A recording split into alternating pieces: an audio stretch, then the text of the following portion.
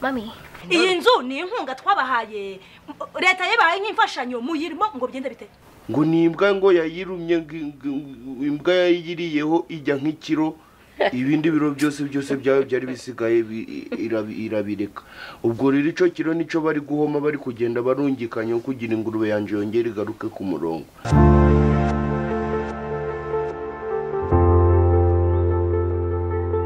Nyemerera nanone nguhe ikaze wowe udukunda kandi ukaba udukurikira nguhe ikaze cyane kandi ngushimire by'umwihariko mu biganiro byacu n'inkuru dutegura z'abastari by'umwihariko mu kiganiro tubavuge bakiriho abangaba bagiye bakora byinshi kandi byiza byagiye byizihira imitima yanyu n'ukuri murizihirwa mumererwa neza. Ni byiza rero ko tubavuga bakiriho tubahe ikaze by'umwihariko abari mu Rwanda ndetse n'abari imahanga. Kuba warakoze subscribe rero ni ibintu by'agaciro. Nimba utarabikora reka tugusabe amaboko yawe ibiganza byiza wahawe n'Imana dukorere subscribe kugira ngo zino nkuru n'ukuri tuzitegure ariko dufatanyije namwe twumva twishimye tumeze neza tumerewe neza cyane. Tubahe ikaze rero hanyuma tubashimire cyane mu kiganiro cy'uyu munsi tubavuge bakiriho. Ndagira ngo duse n'abahindura gato tuvuge ku bakinyi mukunze kubona muri Kiramani by'umwihariko.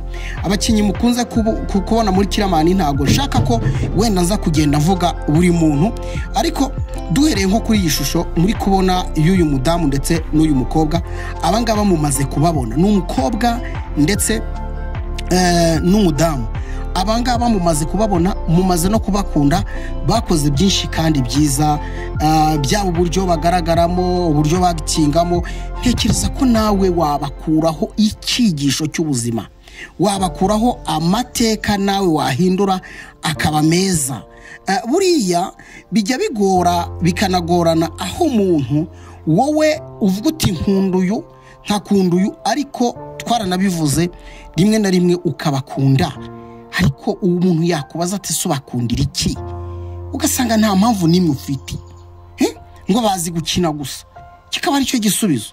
Icyo ni nka cya kindi ubaza umukobwa atese umuhungu agiye kugusambanya ubibona ko ari bugusambanye kandi ukabushaka ko wirinda ko yagutera inda cyangwa akakwanduza n'uburwayi bwandurira mu mibonano mpuzabitsina wakoresha iki akagusubiza ati nakoresha agakingirizo. Mu by'ukuri nimba bamaze kubyumva ntago ari igisubizo aravuga ngo nakoresha agakingirizo ariko agakingirizo ushobora kumubaza ngo uragakoresha gute ako kantu uri kukumva nawe ushobora guhita umubaza uyu mukobwa cyangwa uyu mudamu ukamubaza uti ako gakingirizo umbwiye ko wakoresha wagakoresha gute ahita buri igisubizo akongera akavuga ati namubwira akagakoresha.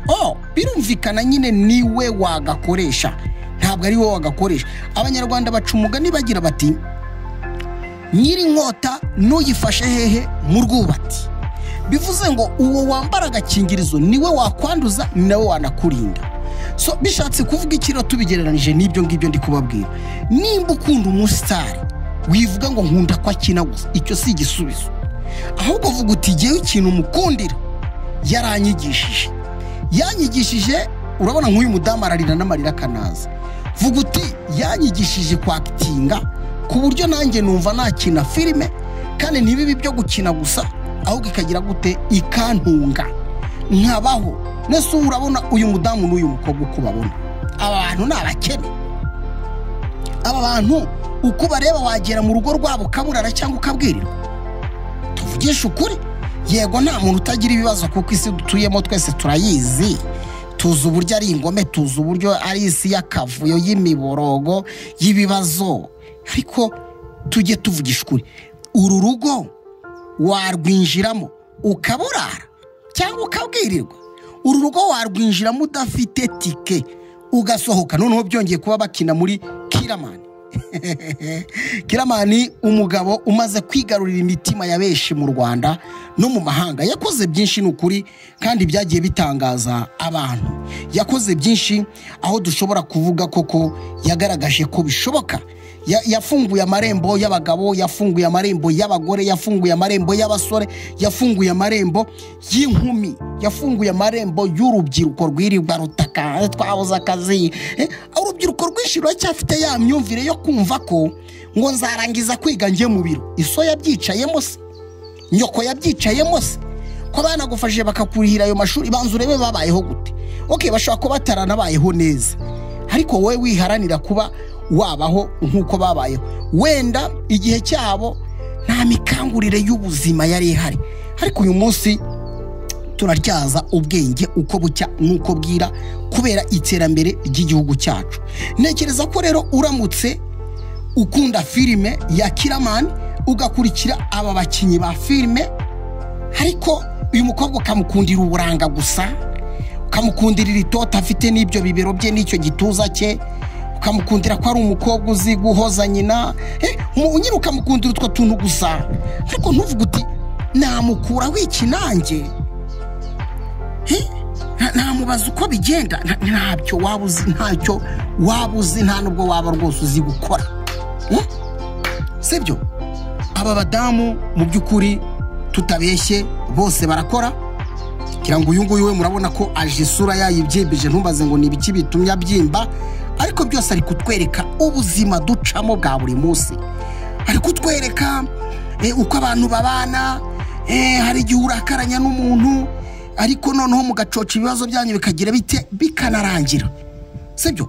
Niko bigenda. Murabona ko bano bagore barasa neza, n'ukuri reka nkubwize ukuri. Usibye ko n'ubundi aba bantu bitewe nuko baba baranakoze n'izina, tuba dusanzwe tunabakunda mu buzima bwacu bwa buri munsi, tukabakundira nyine ko batwigisha ubwo buzima, uko ushobora kubana n'abantu, uko umuntu akunanira hakaba hari inzego, hakaba hari umuryango, hakaba hari famiye. Ibyo byose bakatwigisha uko bikwiye kugenda, ariko bakatwigisha no gukora ku gafaranga. Kuko nekereza ko baramutse badafite amafaranga, ntago uyu mugore yasokoza umusatsi kuriya ngo yambare ikanzu imeze kuriya, n'uyu yitere kiragishura kuriya ukubasa do uruhanga rwe rurayaga, inzara yanogereje. Ariko ubu ngubu hari usanga rwose no kubona akaverine hajya bakita akaverine na akaverime, ntumbaze uko babyita, ariko no kubona turatuntu umusiga ku nzara, izo verine ushobora kuyibona wiyushye akuye. Ariko uyu ni umukinyi kandi hano siho akina honyine, akina n'ahandi. Ejo hose akahakura agafaranga. Abenshi ukabona batuye neza mu mazu meza atagira ukwasa, abandi bafite imodoka bagendamo, bafite ibikorwa biteye imbere kubera gukina filime. Njya mbwira urubyiruko mu by'ukuri kucyo ukunda abantu ariko ntugire icyo bakuraho, kucyo ukunda abantu ntubigireho, nubwo uti mu by'ukuri kubera iki bano bantu nanjye ntabigiraho. Uyu mugabo witwa Kiramani yagiye akora byinshi, kandi mu buzima bwe muzi ko ari umuntu ukunda urubyiruko pe, akunda urubyiruko, agakunda abakuru, agakunda n'abato. Ni ikigabo kisekera, ubona kidafite umutima mubi, ubona kidafite gusa nyine yageze muri filime mujya mubona ko akubita abantu, ariko byose ni ukutwigisha ubuzima uko bugenda. Abakinyi benshi ba filime yamaze kubigarurira, nabo baramukunda, bakabasha kuboneka mu mbuga ze inshuro nyinshi zishoboka. Ariko mu by'ukuri ntekereza ko Kiramani ntabwo yanezezwa no kuba ibi bintu abikora wenyine mu gihugu. Yanezezwa no kubona igihe cyo kugira ngo abantu bagaragaza ibikorwa byabo, ari cyagiye bajya guhabwa amawadi n'ibindi bihembo bitandukanye, akabona n'abandi bagenzi bakabona n'iki. Burya kuba mu gihugu, uramutse uba mu gihugu wenyine, ntekereza ko ntacyo byaba bimaze ukora ikintu cya wenyine. Hari abajya ngo bagira iyongesa kumva ibintu byose yabyiharira. Oya, ubuzima bw'abanyarwanda duhuje isano, duhuje amaraso, tugomba kugira gute kubuhuza. Nimba ufite kampani zana babakoremo, ejo nabo batera imbere bakora ibyabo, bashinga izabo.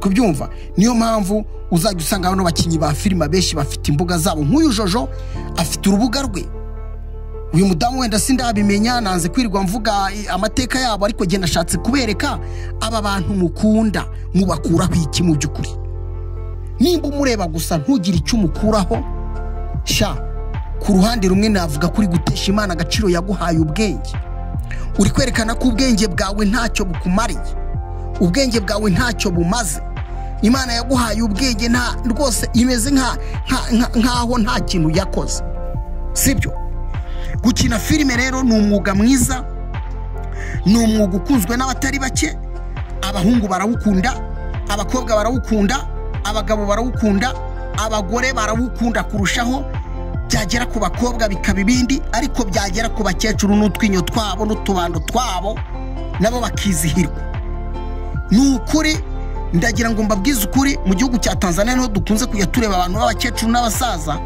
muvandimwe wanjye Kiramani wongere wibuke n'abasaza n'abakecuru hano umukecuru nzi hariya mu karere ka Nyaruguru uramutse umukoresheje byibura kubera ko urabona ko arisaziye aragenda abyina avamo azwi mu karere ka Nyaruguru abazi akarere ka Nyaruguru ukomeje ugatambuka Kibeho ukamanuka ukajya mu murenge wa Nyabimata hari umukecuru w'umusirimu rwose nta ryinyo na rimwe afite ariko afite amagambo ye baba we kumuzana muri filime ni ukuri waba ugiye kuryohereza imitima y'abagukurikira pe hari abakecuru n'abasaza b'intyoza mu kuvuga hari abakecuru n'abasaza rwose bazi kwakitinga no muri filime turabafite ariko si benshi murabizi hari abasaza bakuze bagiye bari muri uyu mwuga wa filime ni byiza rero ko abantu mugira mute mukura amaboko mu mifuka kuko mukavuga muti kubera iki tutakina filime nk'uko tubona abansabe bayikora uyu muhungu witwa Dr. Nsabo bushize twamugarutseho yagiye akora byinshi bitangaje yagiye agusetsa imbavu za warazikomanya kandi twaje gusanga abahanga bavuga ko burya guseka ari kimwe mu bintu bituma ubuzima bw'umuntu bwongera gutekana no gutekereza neza ariko uzi umuntu wari uzinze umunya kuva ku wa mbere ku wa kabiri akazinga umunya ku wa gatatu akazinga umunya ku wa kane akazinga umunya ku wa gatanu akazinga umunya weekend akazinza umunya hari umudokiteri umwe wanditse aravuga ngo intekerezo iyo zidatuje zitera ibifu zitera imyijima zitera ibihaha zitera impagarike n'ubwo wakisiga amavuta y'igiciro ntushobora gucya ariko aba basore n'inkumi n'abagore n'abagabo badukesheje imitima batumye twishima batumye tumenya u Rwanda batumye dusobanukirwa basobanura ibyari bisobanye mu mutwe wacu impano zabo nabo bazi ko zagiye zizamuka baza aho zahereye n'uyu munsi nawe impano yawe wayigaragaza kandi rero nababwiye ko si ngombwa ko rwose ujya kubatondaho umurongo kuko abasitari bagira utudefo two kuba batakitaba amatelefone y'abantu kandi koko ku rundi ruhande hariho n'igihe wanabagarukira nimba zino social media Dr. Sabe hari nimero ye ihari ngaho reba abantu bamukurikira bari mu Rwanda n'abari mu mahanga bose buri wese ari guhamagara ni radio se na radio bagenda bakira umwe kandi batanga igihe bitewe n'ikiganiro ntabwo yabona uburyo yewe no kugira ngo uzamubone biragoye pe biragoye ariko ihiringe gerageza ushaka ukuntu ubigenza wegere ushobora kuba wenda uzi gukina filime ariko ugakomangira umunyamakuru ugakomangira undi kugira ngo iyo mpano yawe ayigaragaze ejo ntuzege Kiramani n'abandi bakubone ushobora gukomangira uwo munyamakuru ushobora kuba wakomangira n'uyu nguyu ukina filime kuko byose birashoboka ariko wirambirwa wicika intege ubu ngubu defo urubyiruko rufite benshi bacika intege kandi ni mu gihe usanga umuntu n'umusore ariko yishwe n'utuyoga yishwe n'itabi yishwe n'uburaya n'umuntu wikorera mu tuntu tutafite 12 tw'ubushenzi tw'ubuvuna muheto tw'ubuntu budafite 12 ugasanga umwana w'umusore uri mu nzoga wabaye kazizi uratakaza amafaranga ku nzoga ntutekereze ejo hawe uko hazaba hameze ntutekereze umuryango ubamwo ntutekereze ko ejo uzashinga urugo ukabyara ukeneye kubaka ukeneye kubaho nukwibera mu nzoga ukibera mu itabi ibyo bintu ko ari bitatu n'indaya ntibisigane ubwo bukaba ari bwo buzima wakiganya kwigana bazi gukina filime nawe ukagenda ugakina filime ko ari byiza ko bifite umumaro ko bitanga umusaruro ko bifite ikintu kinini bivuze mu buzima n'amateka yawe n'amateka y'igihugu. Uko ko reka mbabwiza ukuri, ubu turamutse twese, reka ntanga urugero, turamutse twese turi abakinnyi ba filime, ku ruhande rumwe wowe ushaka gukina filime uramutse uje ukaza nawe ukavuga uti impano yanjye reka nyigaragaze, sibyo? Noneho aba kameramani bashutinga aya mavideo nabo bakaba benshi, ndetse n'abagurisha ibyo byuma bakaba benshi, ariko tuvugisha ukuri icyo gihugu bundi ntago cyaba gifite ubuzima. Burya rero nukuvuga ngo gukunda igihugu birimo kategori nyinshi zitandukanye. Biba bigusaba ngo ubanze utekereze utese ubundi gukunda igihugu niki. Gukunda igihugu rero bwa mbere ni ukugikorera ayo maboko yawe ukayakoresha ukarinda ibyagezweho ntubisenya. Hari abantu bagira gucya akagongo umukindo kubera yabaye kazizi mu muhanda, ukagira gucya gaturitse umukindo n'urugero. Ibyo bintu byose rero mu by'ukuri ni ibintu dukwiye gutekerezaho, urukumva, ni ibintu dukwiye gutekerezaho tukavuga tuti ese mu by'ukuri ntabwo dukwiriye kureba icyo dukwiriye gukora.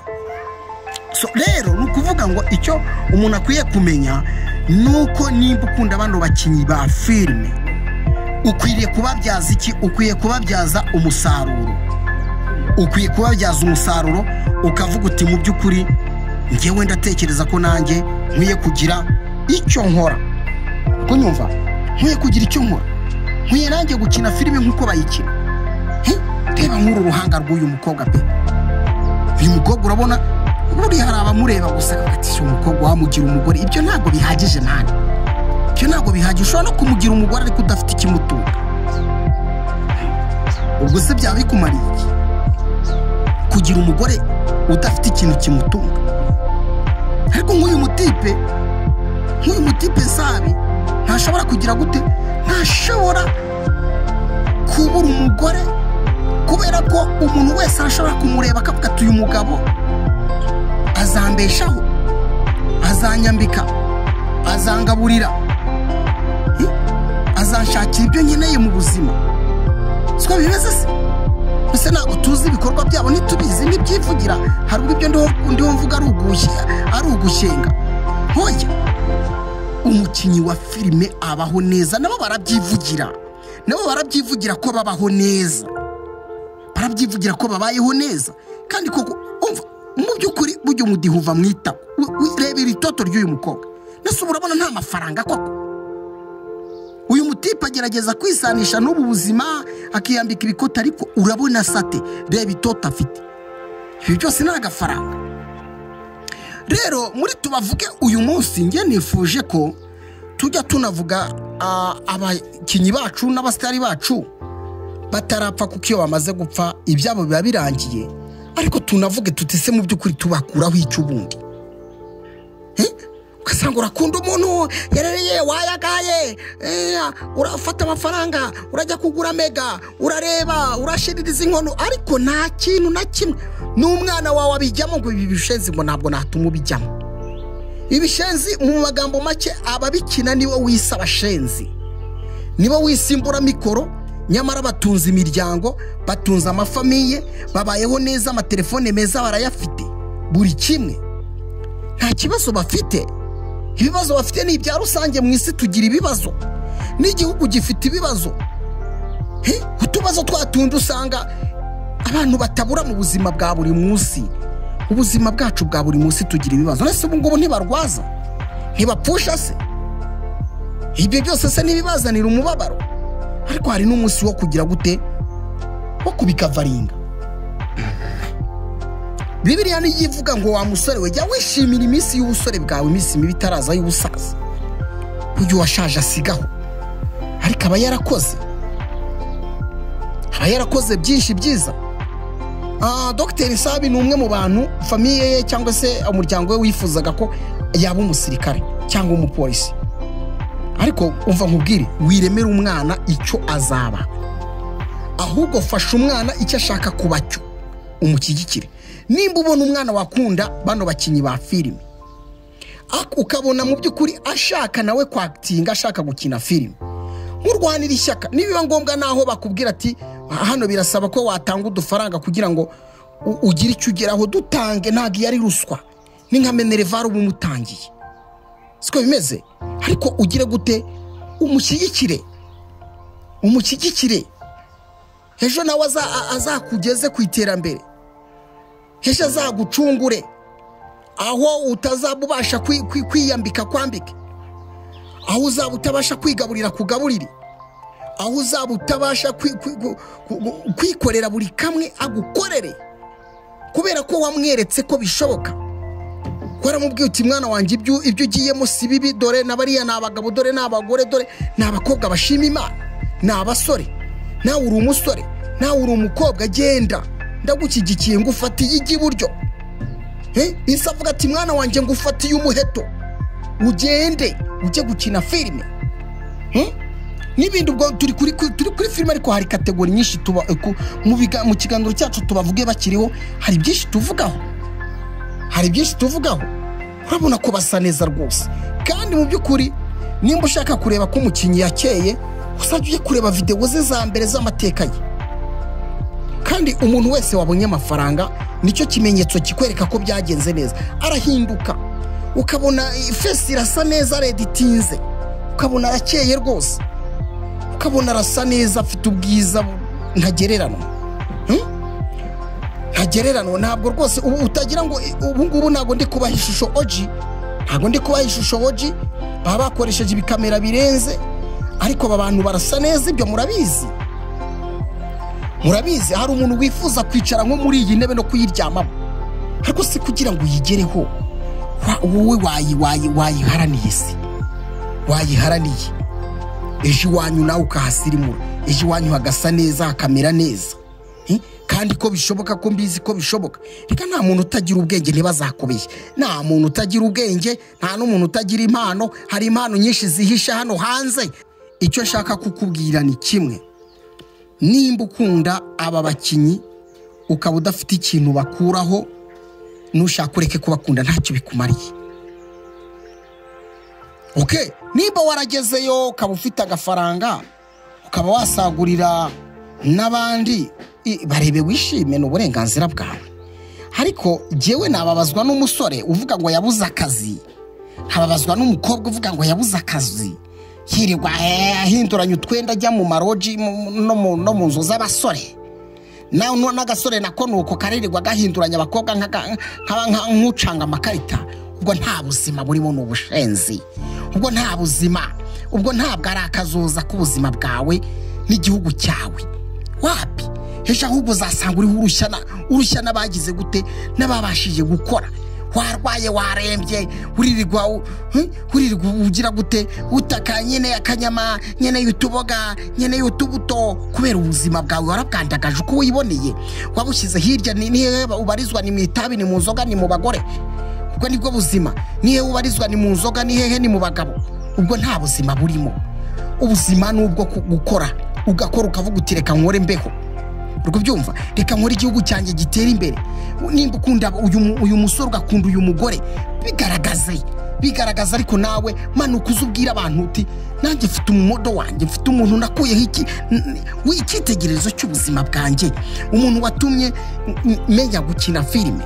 N'uyu naramukunze, ariko mu kumukunda sinabirekeraho, ahubwo ndabyapurika. Nanjye natangiye gukina filime. Benshi barabyivugira mu mateka yabo ko hari abo bagiye bakuraho icyitegererezo, bagiye bakuraho urugendo. Mugani wa Yesu niwe uvuga ngo umwigisha wanjye akwiye kunkurikira, aho nshinguye ikirenge nawe akagishingamo, kugira ngo koko uri muri jye agume muri jye nk'uko nanjye ndi kumwe na data mbana nawe. Sibyo?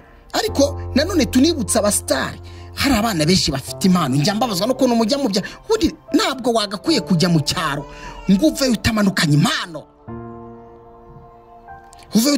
impano. Tujya twumva hakunze kubaho utuntu twasagana bano mukinana, ugasanga haramo mu munaniranwa.